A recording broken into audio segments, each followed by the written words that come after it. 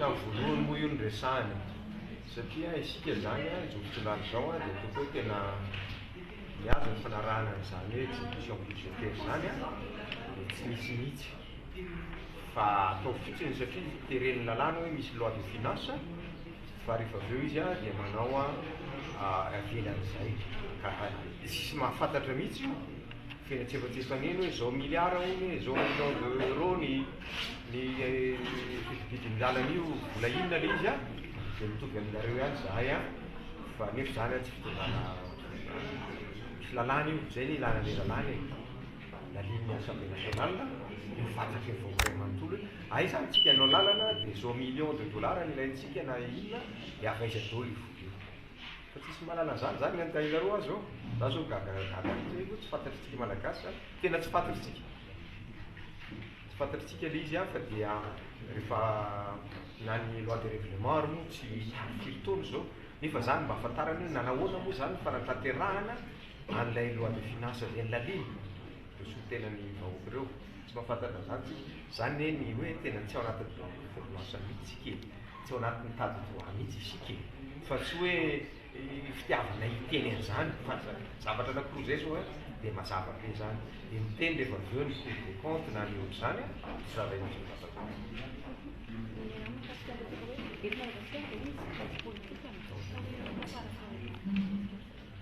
ny crise politique moa arakaraky ny atoko hoe ny andraisana azy raha mihaino ny vahoaka ianao zao na mihaino olona miteny fa sarotra za tsy teny amin'ny anaran'ny vahoaka betsaka kokoa ny olona mahatsiaro fa mijaly izy atao fiarahamonina mijaly izy amin'ny fitadiavana mijaly izy tsy mahita asa mijaly izy fa mahantra zany ny tena crise lehibe amina firenena ary mitondry rehetrarehetra mafirenena antsika dia miiba daholo ka manamafy an'izany zany ny atao hoe crise amiko fa tsy hoe tsy mitovy hevitra sy aby tsy mitovy hevitra foana io matoa samy latsaka tamin'ny fifidianana tsy mitovy zany ny hevitra za zao mendena tsy hitovy hevitra mihitsy amin'izao fomba fitantarana firenena zao fa izy mitantana eo moa dia anjaina fa tsy manakana anay tsy hiteny zany zay moa tsy tatiny mihitsy mahinana nareo miteny foana tsy mety ny ataondry zareo ary voamarika foana fa amin'ireo tondro rehetrarehetra fa tsy mahomby le politika apetraka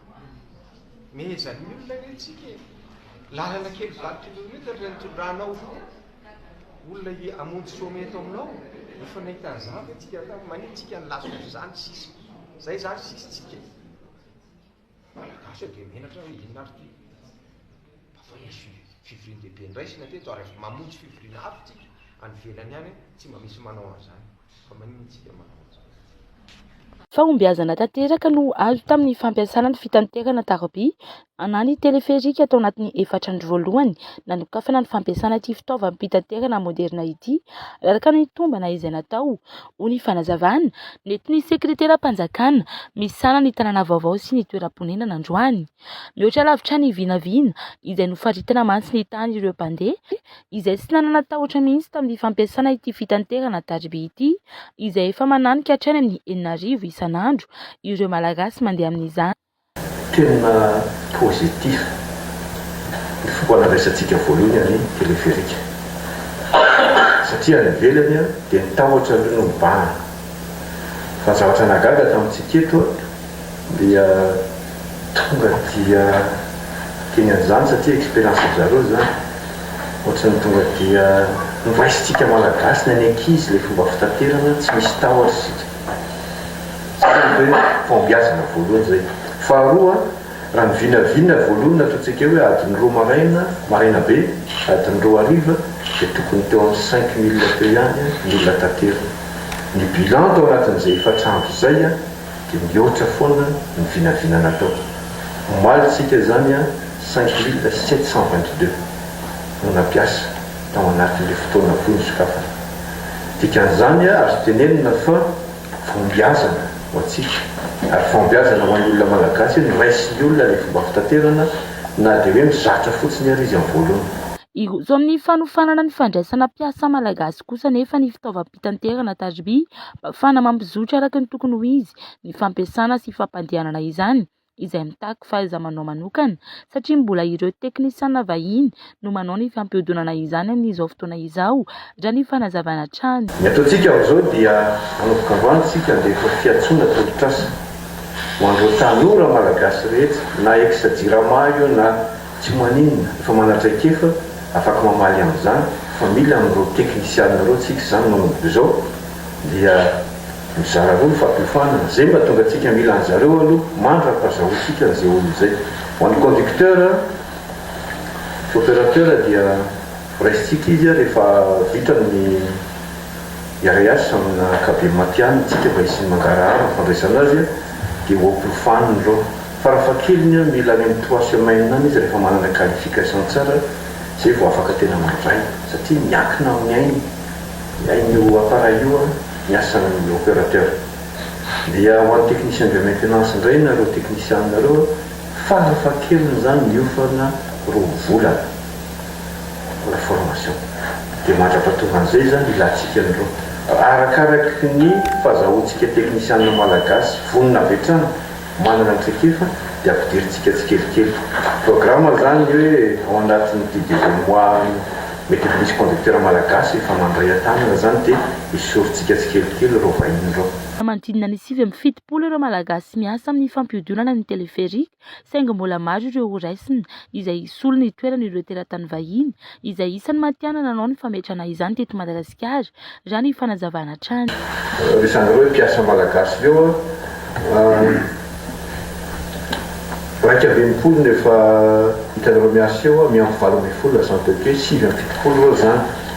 rehefa miasa reo dia misy réserve ao magnina amin'ny 20 azy dia anogatsika amin'ireo olona rehetra zay mety conducteur mila appareiltsika io mila any amin'ny 10 any tsika conducteur zay misy gara 7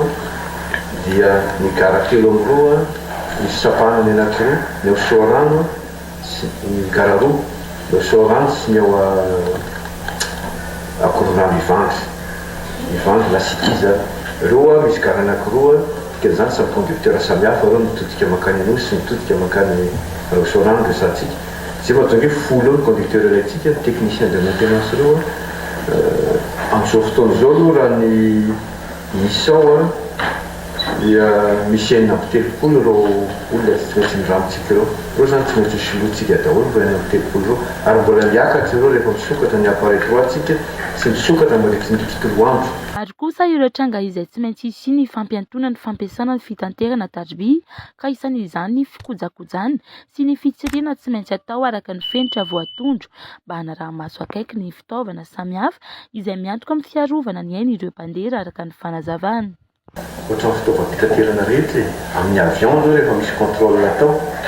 dia hoe retardé kely ny vol rehefa mbola misy fanamariana tsy maintsy atao satria miainy olona ny zava-dehibe dia ohatr'izay koa tsika amin'ny fitaterana ohatran'ireny hoe misy contrôle isan'andro ary isaky ny ora atao ny zavatra io hazavainy rehefa avy eo dia misy ny capteur rehetrarehetra ny ambony fitsokan'ny rivotra ny fahafaran'ny moteur misy zatra be dia be zany efa mipetraka ireny manome vaovao makany amin'ilay serveur dia izy mibaiko ny machine efa misy fenitra ohatra raisitsika hoe ny rivotra mba iarovana ny olona dia any 90 km rehefa tsy tokony miasa intsony. Nanamafy ny sekretera-panjakana misana ny tanàna vaovao sy ny toeram-ponenana fa tsy natao hitadiavana vola ny fametrana ny teleferika fa matetika asa-panjakana azy dia natao mba hanampiana sy hanamaivana ny fahasahirana ny mponina manoloana ny fitohana sy ny famonjena fotoana maika raha ny fanazavana. Rehefa manao fitaovam-pitaterana ho an'ny be sy ny maro na transport public dia tsy voatery ilay tombotsoa no raisina sara izay izy dia sehatra tsy miankina no manao azy ohatra hoe botis na sotrance rehefa mahafaty afika azy io dia tsy ho ataony fa rehefa ny fanjakana no manao azy dia tsy hitady tombotsoa no atao fa hitady ny tanjona dia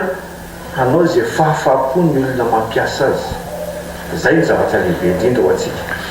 Misy kosa ny fandaharam-potoana vaovao amin'ny fotoana andehanan'ny fitanterana tarobia izay mbola voafetra hatreto dia ny latsinainy hatramin'ny zoma izay manomboka amin'ny 7 ora maraina hatramin'ny 9 ora maraina ary amin'ny 4 ora hariva hatramin'ny 9 ora hariva kosa ny tapany hariva ary mihemotra amin'ny 9 ora maraina hatramin'ny 10 ora maraina ary amin'ny 3 ora hariva hatramin'ny 10 ora hariva ny sabotsy. Raha toa ka amin'ny ato kosa ny fampiasana izany ny alahady izay natokana ho anaovana ny fikojakojana sy ny fanadiovana ny teleferika. Iato kosa ny fampiasana izany ho an'ny rahampitso alakamisy izay hanatanterana ny asa fikojakojana sy fanadiovana izay tokony atao ny alahady teo araka ny fampahafantarana nataony tompony andraikitra androany nandritra ny mbalandresaka izay nataon'izy ireo tamin'ny mpanao gazety.